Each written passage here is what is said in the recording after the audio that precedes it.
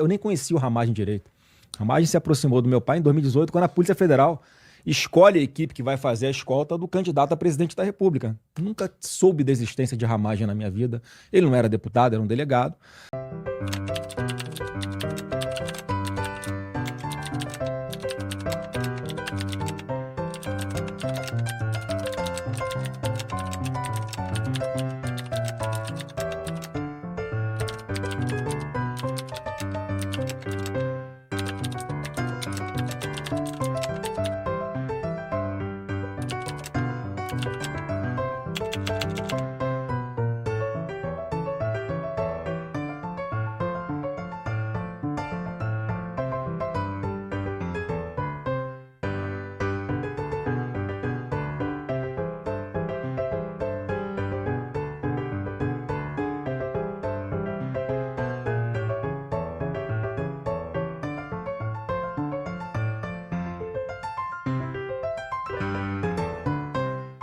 E aí você vê que com 1 ano e 4 meses de governo já tinha um tipo de decisão inédita dessa. Quer dizer, já vinha ali, ao longo desse 1 ano e 4 meses, uma série de pequenas alfinetadas, interferências no poder executivo do governo do presidente Bolsonaro, e de lá para cá foi só confusão, a tensão acirrando cada vez mais.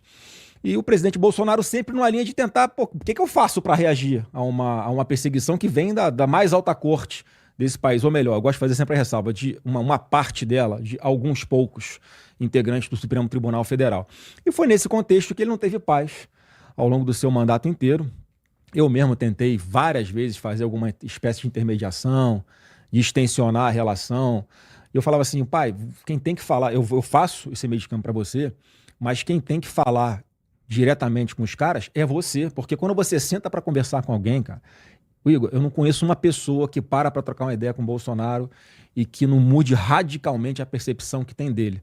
Porque a grande mídia pinta um quadro de um cara autoritário, arrogante, escroto, e é exatamente o contrário. Um cara do coração gigante, um cara patriota de verdade, que, pô, entrou só em confusão aí, podia estar tranquilamente tomando água de coco na praia em qualquer lugar do mundo, sem precisar passar pelo que ele está passando. Podia ter ficado nos Estados Unidos, depois de que acabou o mandato dele em 2022. Ele resolveu voltar para cá para dar o exemplo, é uma marca dele, ele gosta de dar o exemplo, não fala da boca para fora. Não, vocês têm que me seguir pelo meu exemplo. E foi assim que a gente aprendeu dentro de casa, e assim que ele continua fazendo até hoje. Então, uma grande injustiça. Ele hoje ele é um cara que tá um cativeiro, como eu gosto de falar, é um sequestrado.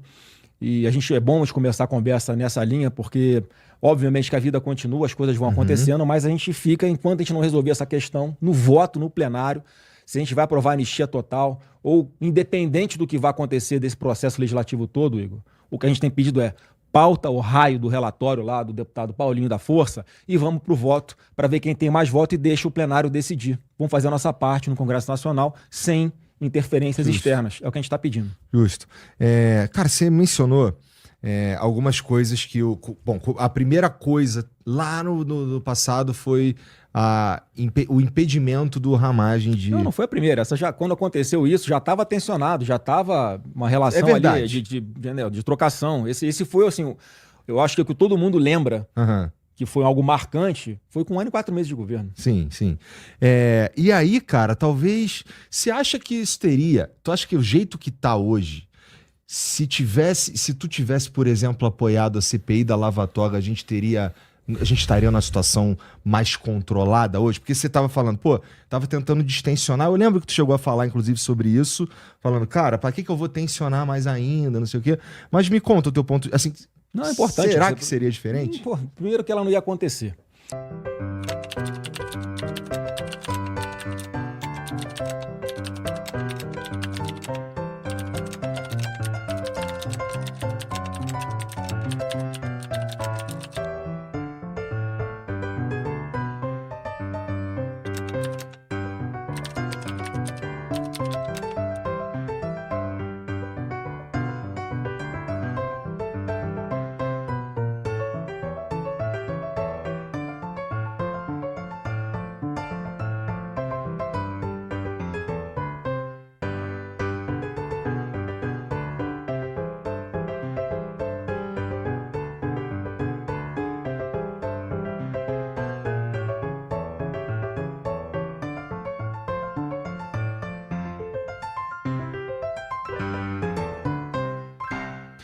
Porque que acontece, Igor? Qual o presidente da República que quer confusão com o Supremo? Bom, idealmente. Né? Então a gente tinha ainda ali alguns degraus a serem escalados para tentar evitar de chegar num ponto de porrada total de frente com o Supremo, né? Eu sempre fiz aquilo que meu pai determinou. Eu posso... Como é que é a minha relação com ele, Igor? Eu discordo de alguma coisa, eu tento convencê-lo do contrário, ele tenta convencer que não. Enfim, resumindo, eu posso até não estar convencido, mas no final vou fazer o que ele manda. E vai ser sempre assim, inclusive nesse momento agora. Eu vou fazer o que ele mandar. Então, assim, essa CPI da Lava Toga, a gente naquela época já não tinha maioria no Senado. Uhum. Né? Depois veio a CPMI da Covid, você viu que show de horrores que foi, um palco político, uma disputa política total, a gente sem os votos necessários para trazer a verdade para dentro da CPMI.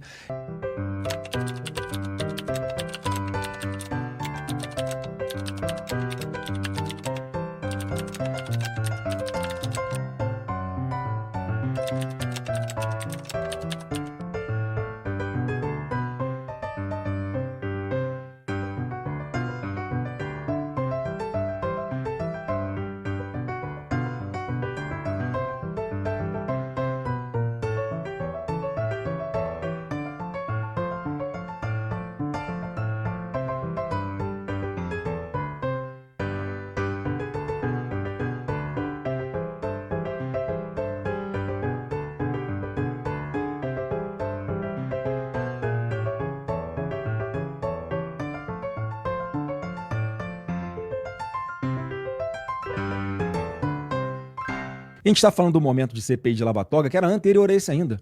Você imagina, quem ia ser o presidente da CPI, a Soraya Tronic? Quem ia ser o relator, o Randolfo Rodrigues? É essa CPI que as pessoas ficam cobrando que fosse dar algum resultado para botar lá sentado no banco dos réus ali na CPI o Alexandre de Moraes? Qual a chance real disso acontecer? E ainda que isso acontecesse, qual seria o resultado prático disso? Cara, era capaz do PT entrar com habeas corpus no Supremo e fechar a CPI e eles dizendo que eles estão defendendo a democracia e a gente querendo causar confusão institucional. Então, assim, o mundo real ali dentro da política que a gente conhece, eu sei que eu não tenho cara, mas eu tô indo para 23 anos de política já. Eu tô nessa seara desde que eu tenho 21 anos de idade como deputado no Rio de Janeiro. Então a gente aprende um pouquinho como é que funciona a realidade. Então esse é um falso argumento, é uma falácia das pessoas que estavam defendendo essa CPMI, como se fosse solucionar todos os problemas. Não ia solucionar, ia agravar mais a situação. Você vê quem estava apoiando. O senador o que faleceu aqui de São Paulo, o Major Olímpio. Uhum. Cara, o Major Olímpio estava defendendo um cara que se elegeu em cima dos votos do Bolsonaro, teve 9 milhões e um caminhão de votos. Estava em 4º lugar há 10 dias da eleição. O Bolsonaro começa a fazer lives com ele. Esse cara elege o Major Olímpio. E o cara, com pouquíssimas semanas de governo, já virou oposição, porque tinha pedido algumas coisas não republicanas pro meu pai. Meu pai não deu, ele ficou puto e virou oposição. Quer dizer,